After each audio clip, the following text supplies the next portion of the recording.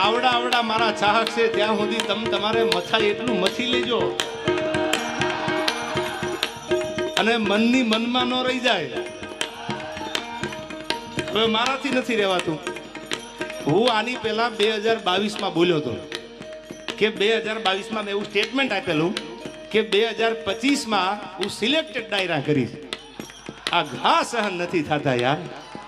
એટલે ત્યારે બધાને એવું હતું કે એવા તો કયા ઘા હશે જે તમે 4-5 દીથી સાંભળો છો. અરે તમારી જાતના સાલાવ ખદડાવ,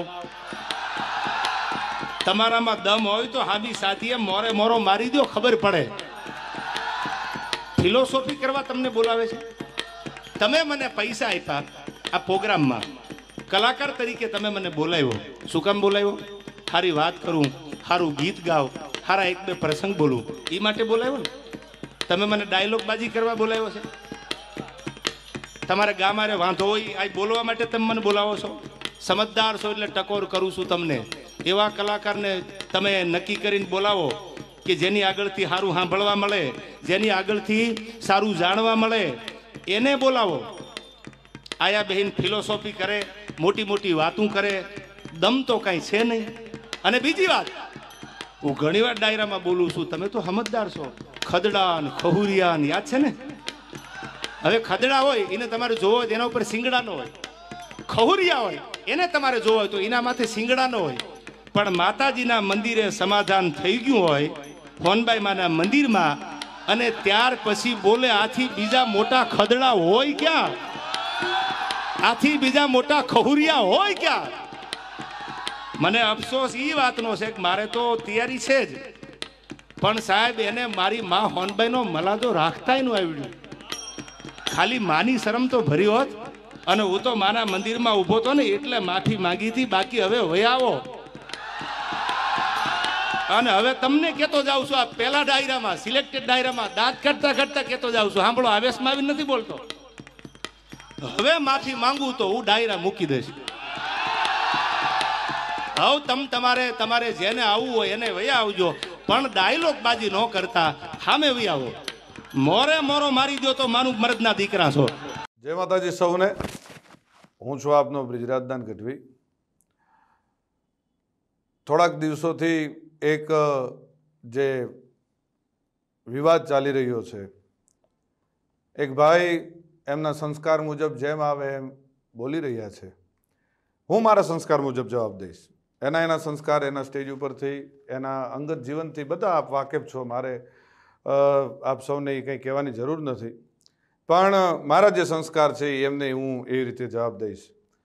એમણે એમ કીધું કે સોનલ માના મંદિરે સમાધાન થયા પછી સોનલ માનો એણે માન ન રાખ્યું, સમાધાનનું માન ન રાખ્યું. તો પહેલી વાત એક કહી કરી દઉં કે 2 વર્ષ એ વાતને વીતી ગયા છે. 2 વર્ષમાં કે મારી આટલા વર્ષોની આ કારકિર્દીમાં તમે કોઈ દિવસ ક્યારેય પણ મને ક્યાંય જોયો કોઈ કલાકારને બીજાની સાથે વિવાદમાં, કે કોઈ પણ જાતના બીજા વિવાદમાં મને જોયો કોઈ દિવસ ન બને. હું કોઈ વિવાદમાં ક્યારેય પણ પડવાવાળો માણસ જ નથી. હું આ બધી બાબતથી બહુ પર રહેવાવાળો માણસ છું. આ ભાઈ છે ને એણે ખૂબ મારા ચાળા સમાધાન પછી કર્યા છે, પણ જેટલા સહન થતું હતું ત્યાં સુધી સહન કર્યું છે. પછી સહન થાય એવું નહોતું, એટલે જવાબ દેવો ખૂબ જરૂરી હતો અને એને જ દીધો છે. આ પાક્કું હજી કહું છું કે 2025નું એને જ કીધું છે મેં. એમાં હજી હું કહું છું, રિપીટ એન્ડ રિપીટ કહું છું કે એને જ કીધું છે. અને એને જે મજા આવે એને એ છૂટ છે. એને બહુ મોરે મોરાનો શોખ છે, તો એને છુપા એના એડ્રેસ રાખવા પડે છે, એને છુપી રીતે રહેવું પડે છે. હું જ્યાં રહું છું, જે જગ્યાએ રહું છું, જગ જાહેર રહું છું. અને બીજું હું 50-50ના ટોળા લઈને નીકળવા વાળો માણસ નથી. હું એ બીકણ માણસ નથી. મારે કોઈ બોડીગાર્ડોને બધાને કોઈ કોન્ટ્રાક્ટ ઉપર રાખવા પડતા નથી. આપણે રાખવા પડે છે. આપણે 50-50 100 જણાને છેલ્લા કાર્યક્રમમાં આપણે 200 જણાને લઈને ગયા હતા, એ ખ્યાલ છે ને. એટલે એ બધું આપશ્રીને શોભે છે, આપશ્રીને કરવું કોઈ વાંધો નહીં. હું ને મારો ડ્રાઈવર વધીને કોઈક એકાદો ભાઈ કદાચ કોઈક ભેળો હોય તો અમે એટલા જ હોઈએ છીએ. ગમે ત્યારે મજા આવે ત્યારે મોસ્ટ વેલકમ છે. હું ઈશ્વરદાનનું લોહી છું ને મને મારા બાપનું લોહી છું એનું ગર્વ છે. આપને જે હશે આપને મુબારક. આપ શું કહેવાઓ છો અને ગુજરાતના મીડિયામાં આપ શું કહેવાઓ છો એ ખ્યાલ છે. એટલે રાખી સાવંત, હું આપને વધારે કાંઈ નહીં કહું. રહી વાત હું જુવાનિયાને બગાડું છું એવું એ આપશ્રીનું કેવું થાય છે. તો પહેલી વાત એ કરી દઉં કે દુનિયા આખીને ખબર છે કે હું દુનિયાને વ્યસન મુક્ત કરાવું છું. હું દુનિયાને સંસ્કારનો સારા કાર્યક્રમોની સારી વાતો કરું છું. આપશ્રી જેવું 302, 307 આવું કરાવવાનું કોઈ કાર્ય મારું નથી. ક્યારેય પણ હું કોઈ અશ્લીલતા ઉપર ક્યારેય અશ્લીલ શબ્દ મારા સ્ટેજ ઉપરથી નથી આવ્યો. જે આપના સંસ્કાર મુજબ આપ ખૂબ સરસ રીતે જે આપના સંસ્કાર આપ દેખાડો છો એ મારું ક્યારેય હું કોઈ અશ્લીલ શબ્દ નથી બોલ્યો. કોઈ બેન દીકરી માટે ક્યારેય કોઈ હું ખરાબ વાત નથી કરી. આપને શોભે એ આપ કરો છો, આપને મુબારક. અને મોરે મોરાનો જ્યારે પણ શોખ હોય ત્યારે કોઈ પણ જાતનું મનમાં ન રહી જાય, મનની મનમાં ન રાખતા. વેલકમ છે અને મોસ્ટ વેલકમ છે. મારે તમ તારે કોઈ બીજી આપની સાથે બીજી ચર્ચાઓ નથી કરવી, બીજી વાતો નથી કરવી.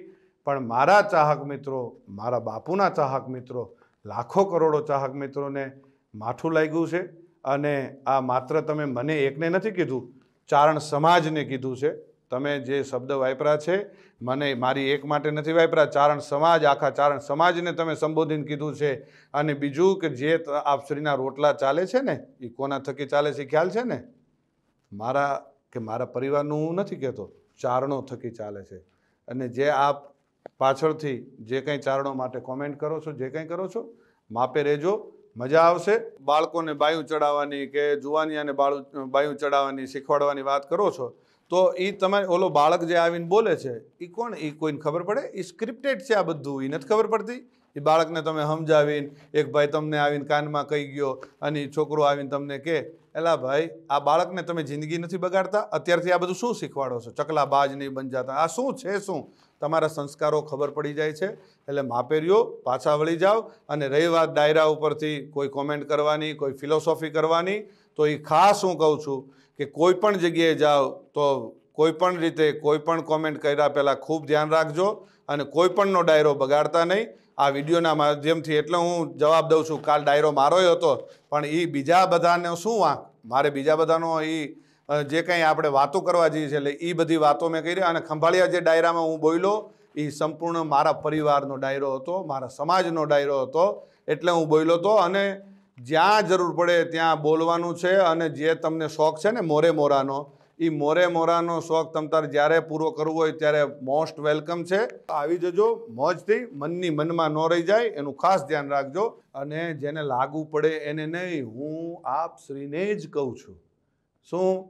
આ બ્રિજરાજદાન ઈશ્વરદાન ગઢવી આપ શ્રીને જ કહે છે. એટલે આ ખાસ વાતને યાદ રાખવી હો.